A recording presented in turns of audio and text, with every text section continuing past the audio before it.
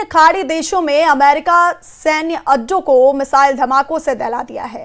Iran ने Kuwait पर सबसे भयानक मिसाइल हमला किया है, जहां कुवैत इंटरनेशनल एयरपोर्ट पर बैलिस्टिक मिसाइलों के साथ ड्रोन बम फटे हैं। ईरान ने धमकी दी है कि अमेरिका इन हमलों से सबक लेकर बमबारी बंद कर दे, लेकिन ट्रंप ने ईरान को एटमी डील की नई शर्त बताकर भड़का दिया है। इधर इजराइल ने तेहरान में तख्ता पलटने का ऑपरेशन शुरू कर दिया है।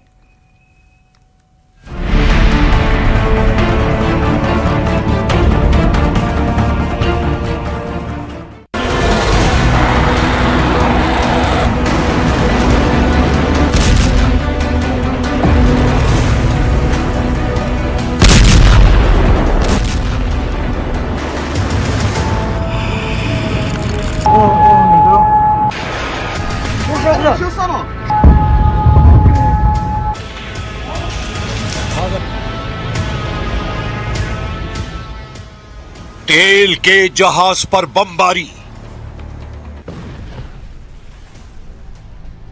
सैन्य अड्डों पर मिसाइलों की बौछार।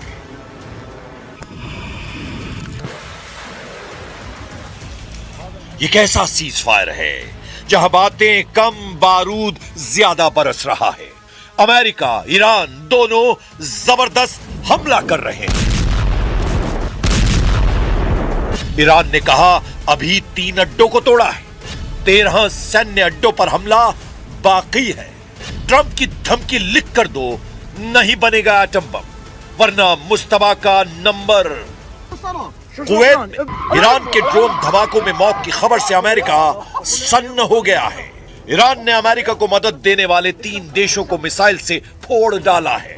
रेवोल्यूशनरी लड़ाकों ने अमेरिकी सैन्य ठिकानों वाले दुश्मन देशों को वार्निंग दी है कि अगला धमाका उन देशों पर होगा जहां भी ट्रंप फोर्स तैनात है।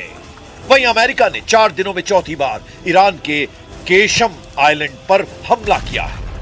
इससे भड़के ईरान ने दावा किया कि कुवैत, इराक और बहरीन में मौजूद अमेरिकी सैन्य ठिकानों को मिसाइल और ड्रोन से भारी नुकसान पहुंचाया गया है। ईरान ने सबसे जबरदस्त हमला कुवैत में किया है, जहां सुबह शुरू हुए मिसाइल धमाके अब भी रुके नहीं है। ईरानी हमलों से कुवैत इंटरनेशनल एयरपोर्ट पर अफरा तफरी मची है। हालांकि कुवैत ने बयान जारी कर कहा है कि उसके एयर डिफेंस सिस्टम दुश्मन की मिसाइलों और ड्रोन को रोकने की पूरी कोशिश कर रहे हैं। ज्यादातर विस्फोट इंटरसेप्शन ऑपरेशन के चलते हुए हैं, लेकिन कुवैत में रिहायशी इलाकों में बारूदी तांडव दिखाई दिया है। ईरान की मिसाइल आंधी से कुवैत में इमरजेंसी जैसे हालात हैं। सेना ने लोगों के लिए एक और चेतावनी जारी की है। कुवैत सेना ने कहा है कि अगर कहीं मिसाइल ड्रोन दिखाई दें तो लोग उससे दूर हो जाएं। संदिग्ध सामान मिलने पर इमरजेंसी नंबर पर सूचना देने की अपील की गई है। कुवैत की तरह बहरीन और इराक में अमेरिकी ठिकानों पर हाई अलर्ट है। बहरीन के गृह मंत्रालय ने चेतावनी सायरन बजाए हैं और लोगों से शांत रहने की अपील की है। बहरीन में नागरिकों को नजदीकी सुरक्षित स्थानों पर जाने और सुरक्षा निर्देशों का पालन करने के लिए कहा गया है। ईरान के सरकारी ब्रॉडकास्टर IRIB ने सोशल मीडिया प्लेटफॉर्म X पर कई वीडियो शेयर कर घातक हमलों का दावा किया है। वीडियो में मिसाइलों को बहरीन और इराक के आसमान में विस्फोट का दावा किया जा रहा है, लेकिन अमेरिकी सेंट्रल कमांड ने ईरान के हमलों को खोखला दावा करार दिया है। सेंटकॉम ने कहा है कि ईरान ने बहरीन में US नेवी के 5वें बेड़े के मुख्यालय और एक अमेरिकी एयरबेस पर मिसाइल और ड्रोन हमले का दावा किया है, लेकिन सभी हवाई खतरों को समय रहते रोक दिया गया और किसी भी अमेरिकी सैन्य ठिकाने पर हमला सफल नहीं हुआ है। अमेरिका ने धमकी दी है कि ईरान पर कोई रहम नहीं किया जाएगा। जब तक ईरान अपने एटमी प्रोग्राम को पूरी तरह बंद नहीं करता, तब तक कोई भी प्रतिबंध नहीं हटाया जाएगा। Any sanctions relief is condition based, which means it has to be in return for the reason why those sanctions were put in place in the first place, which is their nuclear program. So yeah, look, Iran is being sanctioned because they enrich uranium. Iran is being sanctioned because they've highly enriched uranium. Iran is being sanctioned because of their nuclear activities. If they agree to give up those things, there will be sanctions relief associated with their commitment and compliance. America को Iran की leadership पर रत्ती भर भी भरोसा नहीं रह गया है। इसीलिए ट्रंप ने एटमी डील की नई शर्त लगा दी है। ट्रंप ने नई शर्त में कहा कि ईरान उन्हें लिखित आश्वासन दे तभी डील आगे बढ़ेगी। ट्रंप ने अपनी शर्त में यह भी कहा है कि परमाणु गतिविधियों पर ठोस समझौता होगा और इसके बाद ही अमेरिका ईरान को आर्थिक राहत देगा। ट्रंप का कोई पैंतरा अब तक ईरान पर काम नहीं आया है। अमेरिका के केशम आइलैंड पर बार बार हमले की वजह का भी पता चला है। अमेरिका की एटमी डील पर बार बार स्टैंड बदलने के बाद से ईरान ने खूंखार तेवर अपना लिए हैं। सुप्रीम लीडर मुस्तफा खामनेई ने secret war headquarter Qeshm island को एक्टिव कर दिया है।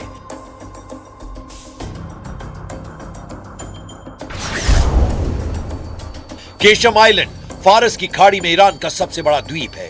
यह हॉर्मुज स्ट्रेट के मुहाने पर है, जहां से दुनिया का लगभग 20 से 25% कच्चा तेल गुजरता है।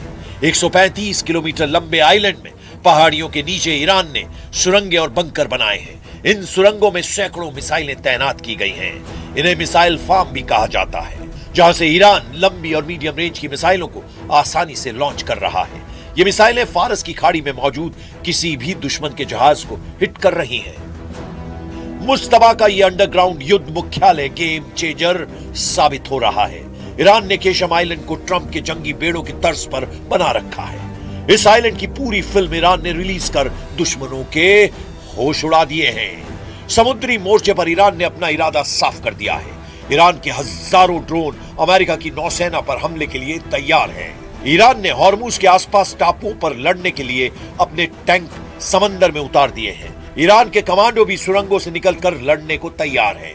और इन सब के पीछे खड़ी है ईरान की मिसाइल पावर, जिसके धमाकों की ताकत ट्रंप से बेहतर कौन जानता है। लेकिन इन सब के बीच अमेरिका को डराने वाली खबर केशम की मिसाइल सिटी से आई है। केशम आइलैंड की जमीन के नीचे मिसाइल बंकरों और ड्रोन बेस का एक बड़ा जाल है, जो यूएस के जंगी जहाजों को खाड़ी में पहुंचने से बहुत पहले ही ट्रैक कर लेता है, जिससे ईरान को पूरी तरह से स्ट्रेटेजिक दबदबा बनाने में आसानी हो रही है। ईरान के बेजोड़ प्लान और जबरदस्त हमलों से अमेरिका नए सिरे से अलर्ट हो गया है। इधर इजराइल ने अपनी वॉर प्लानिंग को नई धार दी है। पीएम नेतन्याहू ने ट्रंप से परमिशन लेकर अब ईरान में तख्ता पलट तक युद्ध का ऐलान किया है। ידע כל חורש רעה נגד ישראל שמזימותיו ייכשלו. המחיר שהוא ישלם יהיה כבד ביותר. המחיר שאיראן כבר שילמה הוא כבד מאוד מאוד. היסודות של משטר האימים הזה באיראן נסדקו. הוא לא ישוב להיות מה שהיה, ואני אומר לכם, סופו ליפול. ईरान को कंट्रोल करने से पहले इजराइल हिजबुल्लाह का टोटल सफाया करने में जुटा है। इजराइल ने लड़ाका ग्रुप के खतरे से संयुक्त राष्ट्र को भी अलर्ट किया है। संयुक्त राष्ट्र में इजराइल के राजदूत डैनी डैनन ने हिजबुल्लाह के ड्रोन खतरे को लेकर बड़ा बयान दिया। डैनन ने कहा कि ऐसे छोटे ड्रोन आज के समय की सबसे गंभीर चुनौतियों में एक बन गए हैं और इजराइल उनके हमले का इंतजार नहीं करेगा। डैनी डैनन अपने साथ एक छोटे ड्रोन की डमी लेकर पहुंचे। बैठक के दौरान उन्होंने डमी दिखाते हुए कहा कि हिजबुल्लाह जिन ड्रोन का इस्तेमाल कर रहा है उनका वजन 2 किलोग्राम से भी कम है और इन्हें आसानी से ऑनलाइन खरीदा जा सकता है। डैनन ने कहा, ये ड्रोन किसी भी गाड़ी की खिड़की तक पहुंचाए जा सकते हैं और बेहद कम ऊंचाई पर उड़ते हैं, इसीलिए इनका पता लगाना मुश्किल होता है। डैनन ने आगे कहा कि जब तक आपको अपने सिर के ऊपर इसकी आवाज सुनाई देती है तब तक बहुत देर हो चुकी होती है। डैनन ने कहा कि इजराइल इन ड्रोन से निपटने के लिए नई तकनीकों और रणनीतियों पर काम कर रहा है। उन्होंने कहा कि इजराइल इस चुनौती का समाधान खोज लेगा। Now Hezbollah are using different kinds of drones. Few of them with fiber optic. These drones weigh less than 2 kilograms. It flies low. It is very difficult to detect. And by the time you hear it above your head, it's too late. इस बीच Iraq से Israel के लिए good news मिली है, जहां Iran समर्थित 2 लड़ाका group ने surrender कर दिया है। ईरान समर्थित इराकी मिलिशिया अस्साइब अहल अल हक और इमाम अली ब्रिगेड ने अपने हथियारों को इराकी सेना को सौंपना शुरू कर दिया है। हालांकि नेतन्याहू से नाराज ट्रंप ने उन्हें सोमालिया फ्रंट पर करारा झटका दिया है। इजराइल ने सोमालीलैंड को नए देश की मान्यता दी है। सोमालीलैंड को सोमालिया से अलग मुल्क के रूप में मान्यता के मसले पर अमेरिका इजराइल के साथ नहीं है। वॉशिंगटन ने सोमालिया की एकता और अखंडता की पुष्टि की है। मिडिल ईस्ट से आई रिपोर्ट के मुताबिक सऊदी अरब और खाड़ी देशों के प्रेशर में ट्रंप ने सोमालिया का पक्ष लिया है। अमेरिकी विदेश विभाग ने कांग्रेस को सोमालीलैंड को लेकर एक रिपोर्ट दी है। इसमें कहा गया है कि सोमालीलैंड के विकास के लिए सोमालिया में शामिल किया गया था। सोमालीलैंड के साथ अमेरिका के बेहतरीन संबंध हैं, लेकिन वॉशिंगटन सोमालिया की संप्रभुता और अखंडता की पुष्टि करता है। रिपोर्ट में अमेरिकी अधिकारियों के हवाले से कहा गया है कि राष्ट्रपति डोनाल्ड ट्रंप शायद ही सोमालीलैंड को मान्यता देंगे, क्योंकि अरब और मुस्लिम देशों का उन पर दबाव है।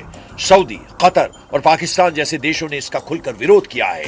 लेकिन इसका एक पहलू यह भी है कि ट्रंप सोमालीलैंड को मान्यता देने की बजाय पूरे सोमालिया को अपने कंट्रोल में लेने की कवायद शुरू कर सकते हैं।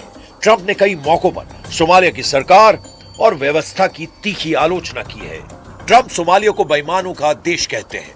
ट्रंप की नजर में जो भी खटकता है उसका हश्र ईरान जैसा होता है। फिलहाल उन्होंने सारा फोकस ईरान से एटमी डील पर लगा रखा है। ईरान को झुकाने के लिए ट्रंप हथियारों का ट्रेलर रिलीज करते रहते हैं। कुछ दिन पहले उन्होंने जिन हथियारों से ईरान को धमकाया है, युद्ध के अगले राउंड में उन्हीं के इस्तेमाल का खतरा है।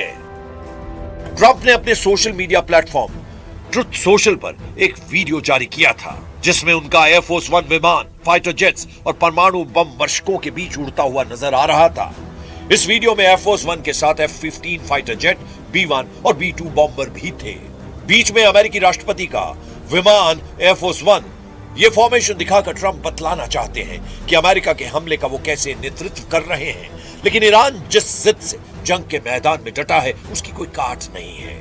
ईरान अपने वजूद की लड़ाई में सब कुछ झोंकने के लिए तैयार है। सुपर पावर को बराबर की टक्कर देकर ईरान ने यह बतला दिया है कि हार जीत से अलग इस युद्ध के नतीजे होंगे। खाड़ी में महाशक्तियों के गुरूर टूटेंगे, सबसे घातक हथियारों का घमंड टूटेगा। ईरान कह रहा है कि अब अगर हमला हुआ तो किसी नियम कायदे की परवाह नहीं की जाएगी। और रुके के बहुत